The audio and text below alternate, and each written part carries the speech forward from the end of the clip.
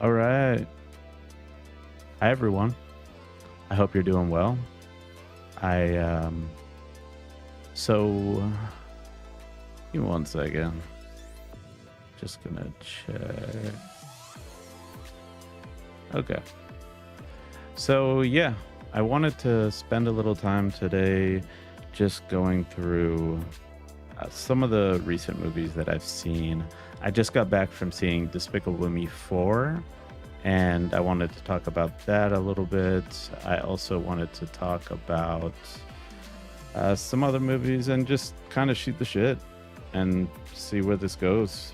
Uh, I haven't really done much of kind of just streaming on my own, but I just feel I kind of felt the urge to just get myself out there a little bit more. I'm doing a podcast and whatnot, so I figured this would be good practice in between, and it'll just be helpful, and hopefully you enjoy as well. Um, so, oh, I've got quite a few to talk about. So, the first one I'm going to talk about is Despicable Me 4. I just got back from the movie theater watching Despicable Me 4, and I can tell you with confidence that this movie was boring. I thought it was extremely boring. The, there was no character development. I guess it's kind of okay that they don't really have character development so much since it is the fourth Despicable Me, but nonetheless, there wasn't really anything going on. The storyline and the scenes just cohesively didn't go together, and overall, I gave it a 4 out of 10. I was bordering between giving it a 3 to a 5. Towards the end, I was considering a 5, but then I remembered how god awful the beginning is. The beginning just basically nothing happens. It's pretty much nothing. And keep in mind that I saw this in an IMAX theater in the best possible seats, great sound, reclining chairs, just, relaxing, and you know, it was a good experience sitting there, but I just, I got to the point where I was so bored that my eyesight started seeing double, and I just couldn't focus on the screen. Even though it was crystal clear IMAX, I just couldn't focus on the screen. So I spent a lot of the movie actually trying to figure out. So Stephen Colbert's in this movie, and I was trying to figure out the entire movie which character Stephen Colbert was, and I couldn't figure it out. I don't know if he was doing some sort of accent or anything that I didn't pick up on, but all in all, yeah, I just couldn't. I just couldn't figure out who he was playing, and when the credits were rolling, I, you know, obviously I'm looking through the credits trying to figure out which character he was, and all the characters were so non-memorable that I had no idea the name in the movie that was tied to Stephen Colbert. So, I just kind of sat there. I was waiting for the movie to end. The movie had a perfect ending, not because of the fact that the ending was good, but because of the fact that the movie was over. I, I have to put into account that I was tired today. I woke up at like maybe 3 a.m. and saw the movie at like 7:30 p.m. But that's still, this is after the movie, and I'm really not that tired right now. So maybe the movie just made me tired. I have no idea. But yeah, so I so one other thing that I'm testing out right now is I don't know where YouTube is supposed to give me a warning if the song is copywritten, because I did get a copyright warning recently. So I realized that I can upload my live streams as private, and then it'll tell me the sections instead of just flagging me with a warning. Um, so I think I'm going to be doing that from now on, at least until potentially, I get, uh, a couple people that want to join in the chat and want to hang out and ask questions and things like that. Um, Overall, so I got AMC Stubs and I highly recommend it. It's like $25 a month. You can see up to 3 movies every week. You get discounts on popcorn, even though the popcorn obviously is extremely overpriced. But yeah, nonetheless, I think it's a great deal. I go to the movies probably about once every week. This weekend I'm going twice because tomorrow I'm going to see the movie Maxine, which I'm pretty excited for. Um, Not necessarily that excited because of the series. I'm not the biggest fan of X, not the biggest fan of Pearl. Um, but I was it Corey Leach or someone I was watching that's a YouTuber that I really enjoy, maybe Cody Leach. He was talking about it and he was saying how he feels that this movie is going to be one of the best ones of the year. So that kind of gets me excited for it. And I like how it's a new take on it. And I heard that there's a lot of violence, which I typically enjoy quite a bit. I like violent movies. Over the years, I've actually grown to like jump scares, which I hated in the past. I could not handle jump scares. You couldn't put me in a theater and, oh, here's my water. You couldn't put me in a theater and expect me to sit there and not cover my ears and close my eyes when a jump scare is about to happen. But I guess I've been desensitized or whatnot. Now I love them. And so I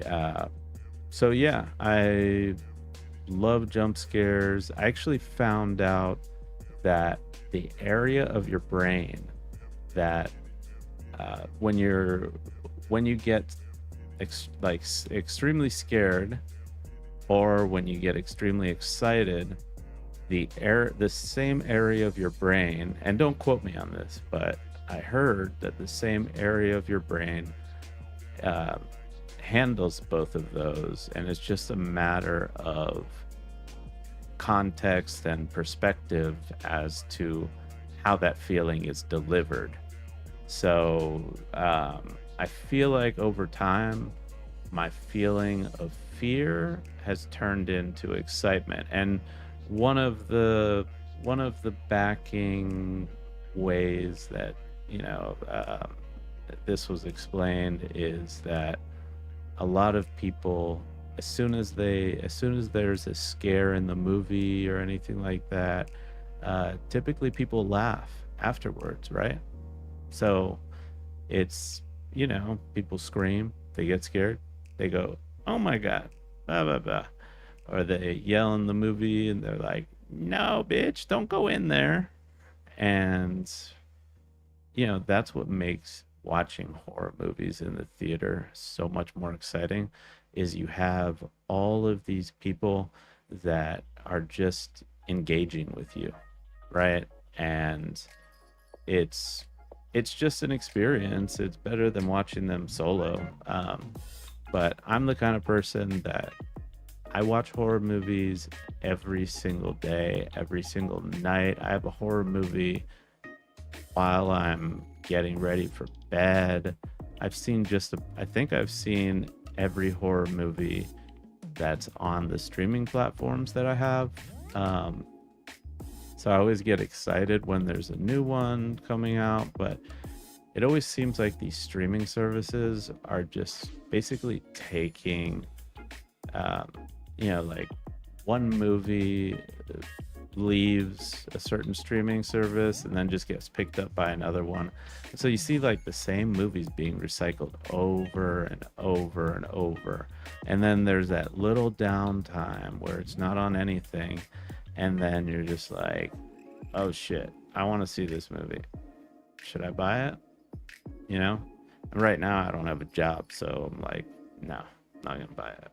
But when I did have a job, I bought a shitload of movies, especially like the Friday, or not the Friday the 13th. I'm not a big fan of Friday the 13th. The Nightmare on Elm Street movies. Oh my God. I have kind of a controversial opinion, but my favorite one is, I mean, obviously, Dream Warriors, the third one, is the best one. But my second favorite would probably have to be either 4 or 5. I just love the creativity and just outlandishness of the kills. It's, you just can't beat it. It's amazing. So, another movie I wanted to talk about, A Quiet Place, Day One. That's another movie I saw front and center in IMAX. And let me tell you, the beginning of this movie, incredible.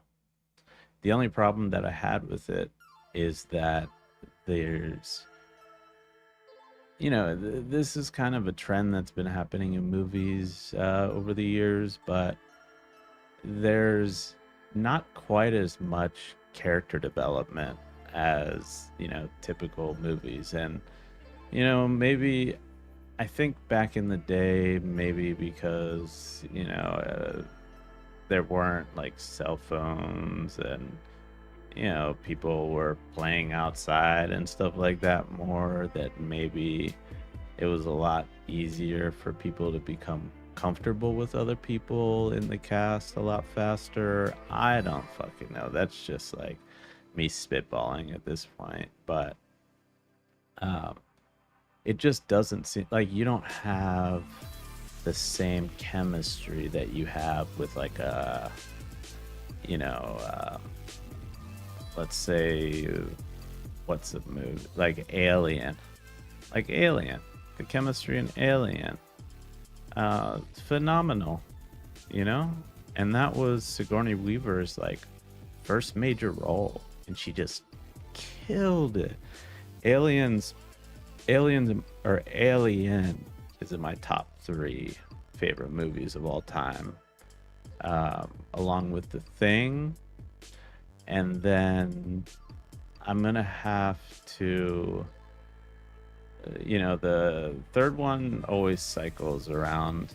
And something that I realized is, if you ask someone what their number one favorite is, like movies, foods, anything like that, it's gonna be very difficult for them to give you an answer. But if you just say, give me one of your top 5, then you'll get an answer right away.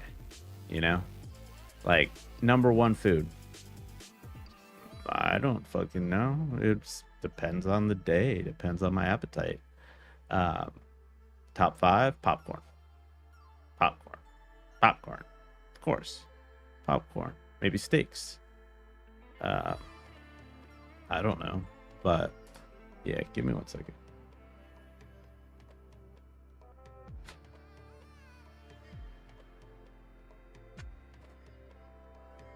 Sorry. While I'm doing this little podcast, I'm gonna be hitting my vape just to get the chill vibes. So, Despicable Me 4. Can I recommend it? if you have kids or something like that. I personally, I can't stand the little what are they called? The mini these things, the one eye and shit like that. I just can't stand them. They remind me of Alvin and the Chipmunks, and Alvin and the Chipmunks, I just couldn't vibe with. Their like high pitched voices and all that and whatnot, and these characters kind of remind me of that a little bit. And it was funny in maybe like the first film. And then after that, it just kind of was like, okay, um, yeah, you guys are doing stupid things and being cute. Maybe it's just not for me. Um, but now let's continue to talk about A Quiet Place. So I have to admit that I fell asleep for about half the movie, but I was tired and there was, you know, this is one of those movies where it opens up very, very strong and then it's just so action packed and, one thing to the next, to the next, to the next, um, that it just kind of gets repetitive. And I heard that the ending was very sweet and whatnot, and I asked not to spoil it for me, so I still don't know what the ending is, but I can say, out of what I saw in the movie, holy shit, the cat.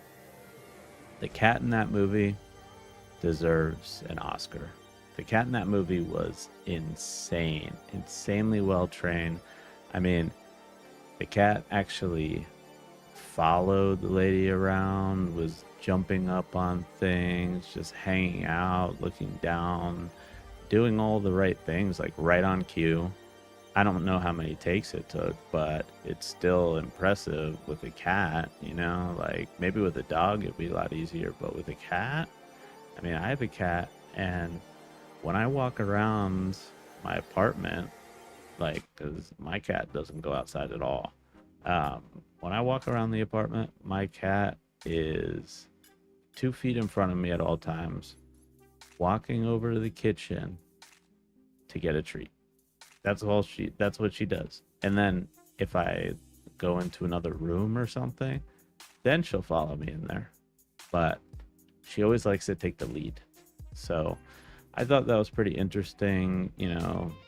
Shows that cats have very many distinct different personalities. I don't know how the fuck you would train a cat, to be honest. Um, that's something that's just not something I can even comprehend.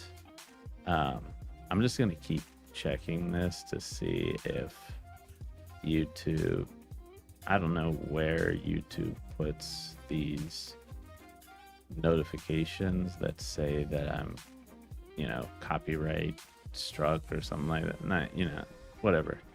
Um, but yeah, that was A Quiet Place. The Bike Riders. Okay. The Bike Riders was another movie that I thought was very mid. I thought it was like a 5. It is very, very slow. Not a lot going on. The biggest thing that it has going for it is the fact that it's based on a true story. Um, but to be honest, a lot of the movie is basically, Austin Butler just like, look, he's smoldering and he's just trying to look as hot as possible, which, don't get me wrong, he's a hot, good looking guy, but I just don't think that made the movie for my girlfriend. She was like, yeah, I went to the movie to see Austin Butler, so I got what I needed out of it. Which, fair enough. That's cool. Um, but all in all, um, you know, good performances. good cinematography, just not enough happening in the movie. Lots of just downtime and seemingly pointless scenes. Um, I thought it was interesting. A lot of cigarette smoking, which I've been seeing in a lot of movies recently, which is pretty cool. You know, it brings it back to like the 80s types of movies and whatnot. Um, but yeah, it was just an interesting observation that I had. Um, Now let's go to Inside Out 2. So, Inside Out 2, um, Inside Out 2. Let's just pull up the IMDb page just to chill with it. So Inside Out 2, I personally liked it a lot. Um, I'm a person who has struggled with mental health. I've had to go to a rehabilitation center for it and whatnot. And uh, at least from what I heard from the first movie, they had, uh, psychologists that were working with the team to, make the different parts of the brain so, just so much, just basically representations of the different types of areas in your brain and emotions that you go through. And one of the biggest takeaways, um, that I really, really, really love about the Inside Out movies is that they emphasize that there's no such thing as bad emotions. As a human being, you need to experience all of your emotions. And it really brought me back to rehab, and it brought me back to the things that I learned there, you know? Um, you have there are different parts, you have where you feel your emotions. I'm a firm believer that happiness is a choice. Um, I think that Inside Out 2 wasn't as good as the first one, but it nailed it. I mean, I actually, teared up and cried a little bit during it, but the scene that I did that wasn't necessarily sad. It just brought me back to those memories and just the gratitude that I have that I'm at a place where I'm at right now. Because, a year and a half ago, no, I would be nothing like this. Um, so it made me really grateful. I think it's a great message for children. Um, I think it's an important message to put out there that, you know, everyone has these emotions. These emotions are healthy. If you were to take away and repress certain emotions, or if you were to bombard yourself with joy and things like that, then what's going to end up happening is you're going to be a very imbalanced person. And that's one of the themes that they talk about in Inside 2 and that they focus on is basically, you know, you need all those parts and all those parts work together. And once all those parts work together, you are alive, right? Another thing, just a little side note, I had some mantras and whatnot when I was going through rehab. And one of them also was everything is exactly as it should be right now. And what that does for me is that brings me into the present moment. And I look down and I'm just like, hey, I'm sitting in this chair. I am, you know, talking, to a camera that has a big light that's like fucking blinding me a little bit. Um, I'm, and the big emphasis is everything is exactly the way it should be right now, or else it wouldn't be. So you tie that in with your emotions, and everything that you're feeling right now is exactly the way that you should be feeling right now. And if you repress those emotions, then what ends up happening is they just keep coming back, and then it leads to anxiety and depression. You know what they say, that anxiety is the future, depression's the past. So enough about that topic. Inside Out 2, definitely recommend. Not for everyone though. The Watchers. Oh my god, where do I begin with The Watchers?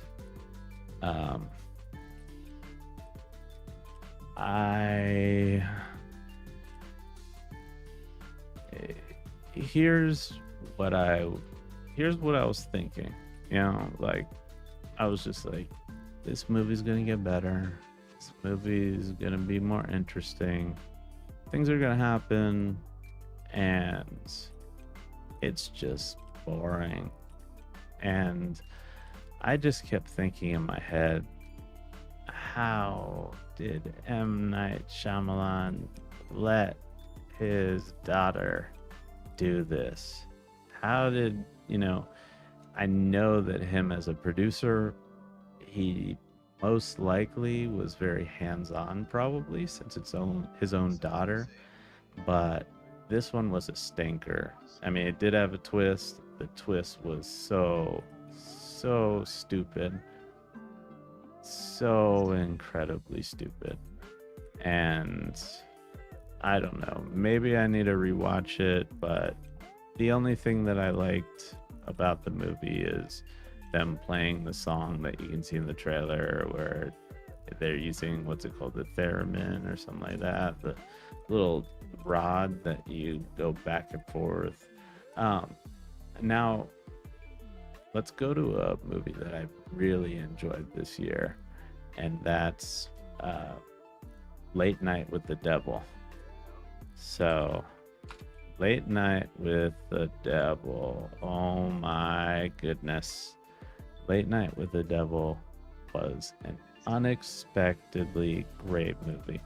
And the thing about this movie, and the thing that I've been really impressed with, is the fact that Shudder has just been nailing it.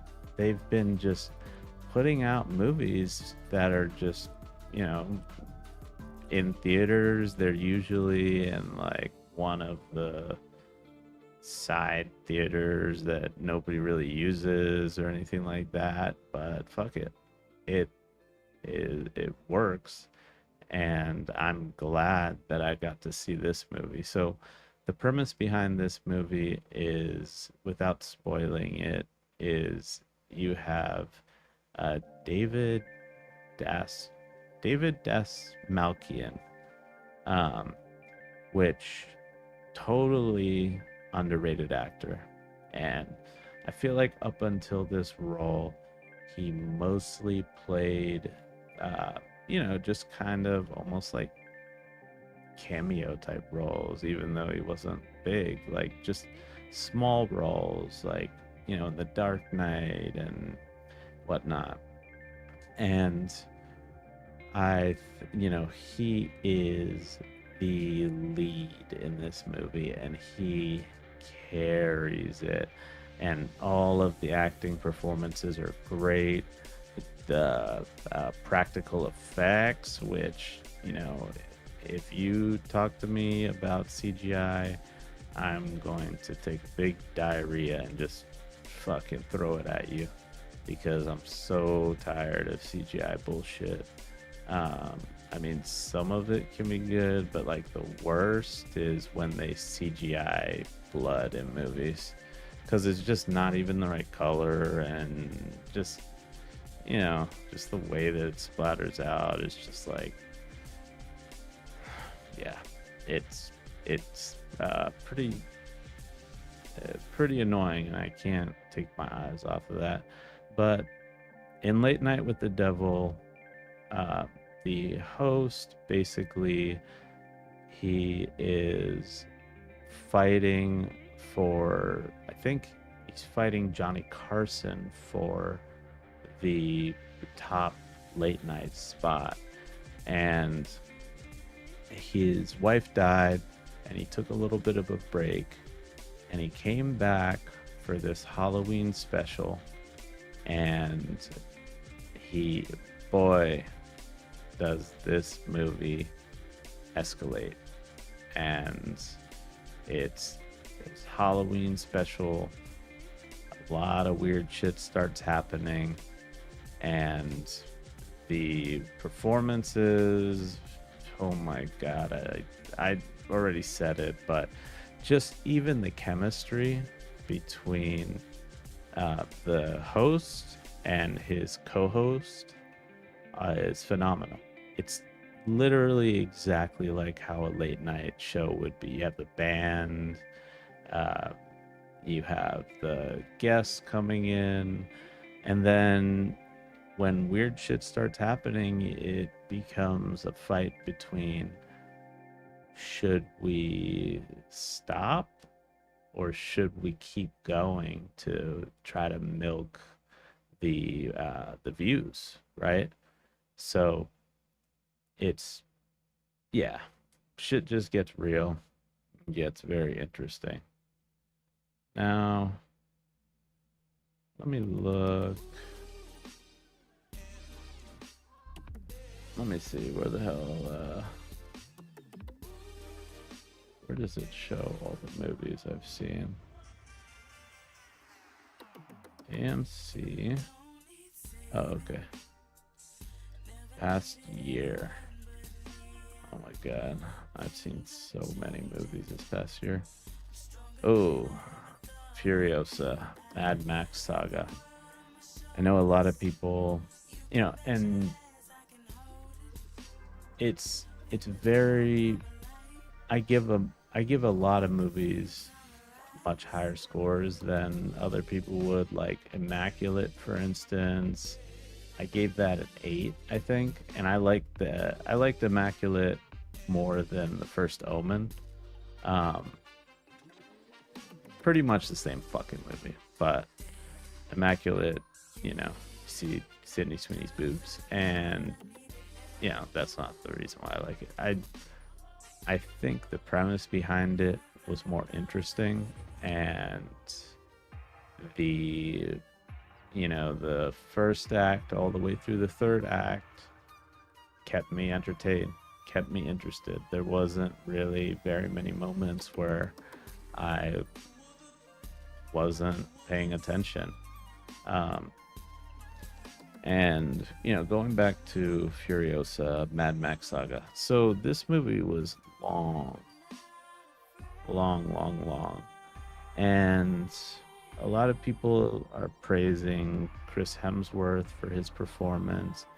I thought his performance was a little too goofy. I thought it was like, I feel like it was almost like he was trying to be Johnny Depp in, Captain Jack Sparrow a little bit. That was the vibe that I was getting, but it just wasn't working for me. It was just really goofy.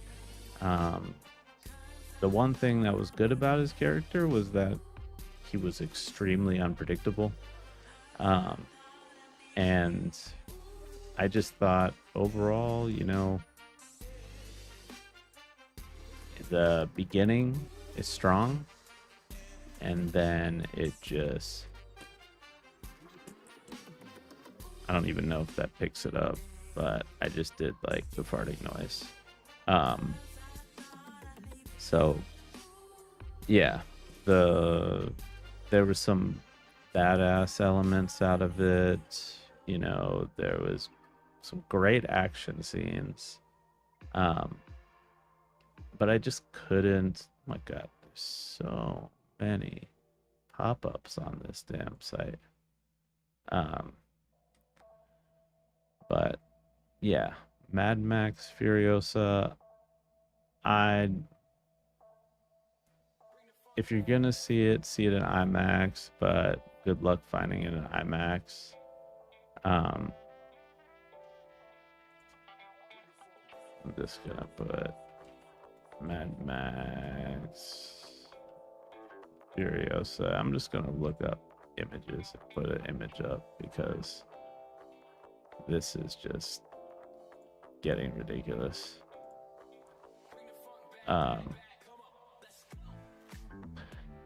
Yeah, so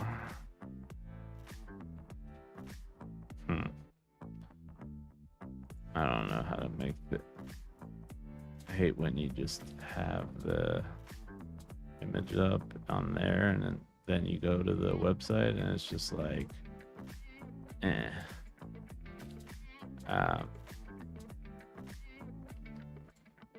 But let's see. I'll just leave this up. Whatever. So yeah, basically this tale follows Furiosa through her childhood. Some events happen where she gets taken in by Chris Hemsworth, which is kind of the bad guy.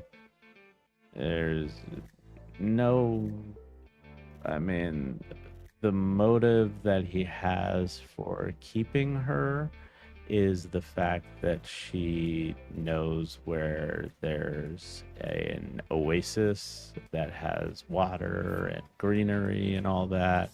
And so she's trying to protect that. And throughout the movie, she wants to return there. Makes logical sense. But Chris Hemsworth he's not really a bad guy. He's a bad guy in some parts, and other parts he just wants to protect Furiosa. And she kind of gets passed around. And yeah, it's interesting. I'll have to give it another watch when it's streaming and see whether or not whether or not maybe I was just tired or in a bad mood or something like that when I was watching it, because I remember that I started watching it at 10:30 and I had work at 1 a.m. and the movie was still just going on and going on and going on. I was just like looking at my watch and just like, okay, when is this thing gonna end? So Furiosa, if you like Mad Max,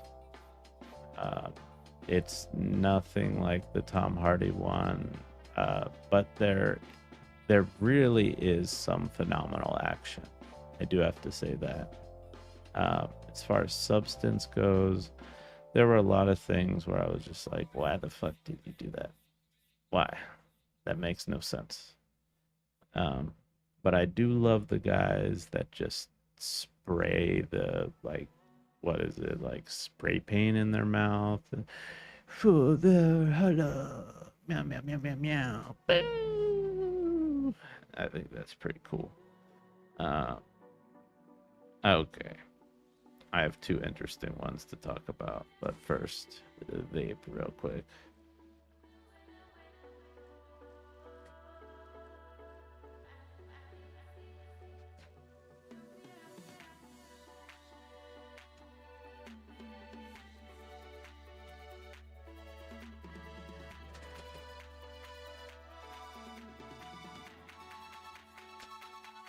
Okay, so I'm going to talk about In a Violent Nature. I believe that's another Shudder one. So In a Violent Nature. So I do have to say one scene of this movie stood out in particular. very, very gory, very creative, and I have to give massive props. It's probably one of the most creative kills I've seen in the past 5 years or so. Um, and but the problem with this movie is that instead of focusing on the characters that are getting stalked by this entity, this bad guy, um, basically they they focus on the killer the entire time, and the killer, I can tell you, walks very slow. So half the movie is just shots behind him, and they're just it's just shots of him walking through the forest really, really, really slow. So if it wasn't for that, I would give this movie a much higher rating, but I think as of now I gave it a 5. The next movie that I'll talk about is The Strangers. The Strangers Chapter 1. Have you ever seen a movie where you just want to just like reach through the camera, reach through the screen, and just like punch one of the main characters in the face? This is one of those movies. This movie is, I can't imagine dumber characters. I mean, the girl in this movie, she literally sees like 3 feet in front of her, she sees one of the stalkers or whatever, the strangers, and she runs to the bathroom, closes the door, locks it. You know, the stranger's like messing with people, so it disappears. And there's like, what is it, like a clown picture in the other room, and the boyfriend's like, oh, you're just stoned, maybe you were looking at this clown picture. Bitch, that clown picture is like 30 feet away. This, like, literally, this girl was right in front.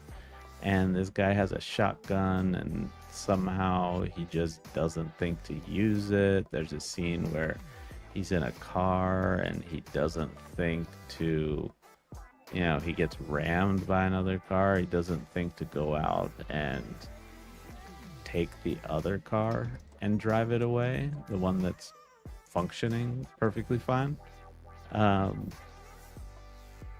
It was awful, awful movie. I mean, there were some elements that were cool. The beginning was cool, which, like I said, I love character development. I absolutely love character development. And this had character development at the beginning. The characters seemed interesting. There was a lot of promise. There was a really funny line at the beginning.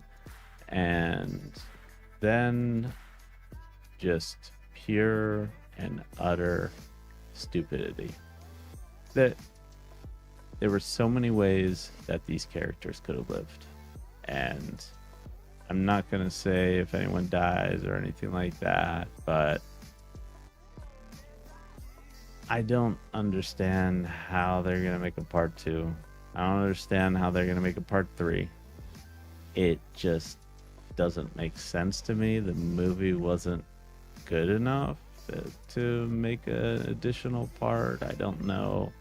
You know, they're not going to make like a cinematic universe out of the strangers. And if they do, they really need to step up their game because, you know, you watch Friday the 13th or, you know, other slasher movies from that era.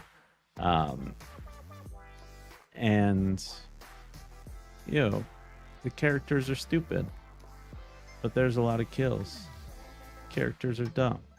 There's a lot of kills. They're supposed to be dumb. They're going in dumb situations. They're walking into houses that are, you know, dark and, you know, calling out and asking for help and things like that and getting killed. This movie just two characters that are dumb the whole time. Not my cup of tea, and I really don't think that it's anyone's cup of tea. Maybe some people, but I can't imagine. If you do like it, then send whatever message in the comments and defend it or whatnot. Um, there's a couple other ones, but I'm going to save this for another podcast. Um, maybe I'll do it right after this, but I want to stop this podcast and see if YouTube flagged any of the songs in the background as copyrights, because then I can't even upload this video. Well, some other ones that I'm going to talk about next time are I Saw the TV Glow, The Fall Guy, Tarot, Abigail, Civil War, Arcadian, Monkey Man, Godzilla vs. Kong. Yeah, a bunch of different ones like that. But one thing that I do want to end this podcast on is I do want to kind of describe my rating system. So when I rate a movie, I tend to... So my standard for what a 1 is the movie Night Swim. And I'll go into details on that in another video. But that's my standard for a 1. It's just pure awful, not even so bad it's good, just awful, awful, awful movie. I cannot stress enough how little I recommend that movie. See it if you don't believe me, but it's bad.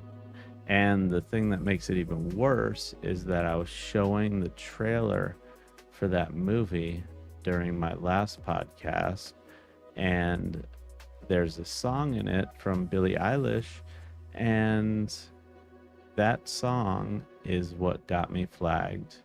So the only reason I was even showing that movie is just to show how bad it is, and it just like karma bit me in the ass and gave me a copyright warning, my very first.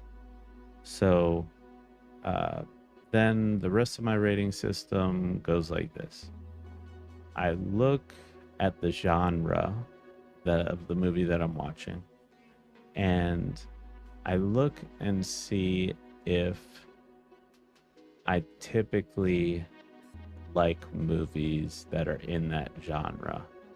And for the most part, comedies, for instance, maybe I'm just a tough audience, but a lot of comedies don't hit it home for me. I just don't laugh, or, if I do laugh, it's because someone else is laughing and I don't want to be like the weird person who's not laughing. But I gave American Fiction a 10. Its dramatic elements are amazing, and I thought it was absolutely hilarious. That's just an example of a genre that I gave it a 10, whereas other people might not give it a 10. But I gave it a 10 because I wouldn't normally enjoy a movie like that, and I thought it was unbelievable. Now, action has its own set of criteria. I'd say horror movies I have the most down, because I am an absolute horror fanatic. I'll watch any horror movie. One tendency that I do have is if the movie becomes predictable, whatever movie it is, I'll just stop watching it. If I'm streaming it, I'll just switch to another movie. If I'm watching it with my girl, I'll just go to the other room and just say, tell me when it's over. But yeah, that's going to conclude this live stream for now, or technically it's just a private live stream, but whatever. I might create another one right away, or I might just wait until another day. But if you're watching this, thank you for sticking around. Thank you for watching it. Please like and subscribe if you like this content.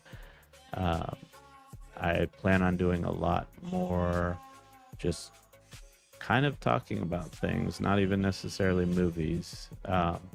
So, yeah, any feedback would be great. Just let me know. And thank you very much. And I will see you next time.